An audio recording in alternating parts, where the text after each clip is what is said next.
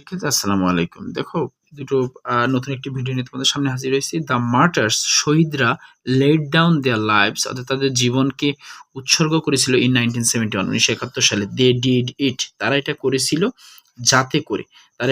যাতে করে, আমাদের দেশটা স্বাধীন হয়। তাহলে আওয়ার কান্ট্রি আমাদের দেশটি, আওয়ার কান্ট্রি। দেখো এই পাশে ভি2 অর্থাৎ পাস্ট টেন্স আছে, বা এটি একটি পাস্ট টেন্স, তাহলে আমরা এটি পাস্ট টেন্সে লিখবো। তাহলে আওয়ার কান্ট্রি বিকেম ইন্ডিপেন্ডেন্ট, আমাদের দেশটি যাতে স্বাধীন হয়। বা তুমি তোমার চাইতে আরো অনেক কিছু লিখতে পারো, যাতে আমাদের দেশটা, আওয়ার কান্ট্রি বিকেম ফ্রি, মুক্ত হতে পারে। তুমি অনেকগুলো বাক্য তুমি তোমার মতো করে লিখতে পারবা।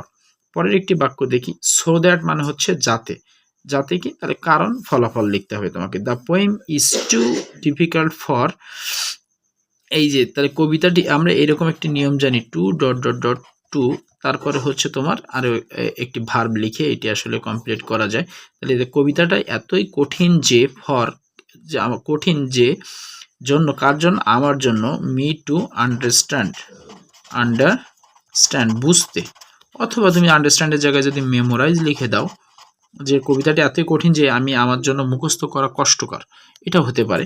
অথবা এই যে দেখো, এটি একই নিয়ম, জাস্ট টু এর পরে ডিফিকাল্ট আছে, তাহলে এরকম যদি থাকে, এরকম যদি ফর না থাকে, তাহলে আমার জন্য সুবিধা আছে। সুবিধা কি, এরকম আর অবজেক্ট লিখে আর এরকম লেখা লাগবে না, আমি ডাইরেক্ট এখান থেকে শুরু করতে পারবো। তাহলে কবিতাটি এতই কঠিন যে টু ডিফিকাল্ট টু মেমোরাইজ, অথবা টু আন্ডারস্ট্যান্ড, বুঝতে কষ্ট বা মুখস্থ করতে কষ্ট। এইভাবে তুমি বুঝে বুঝে লিখতে পারবা। ধন্যবাদ।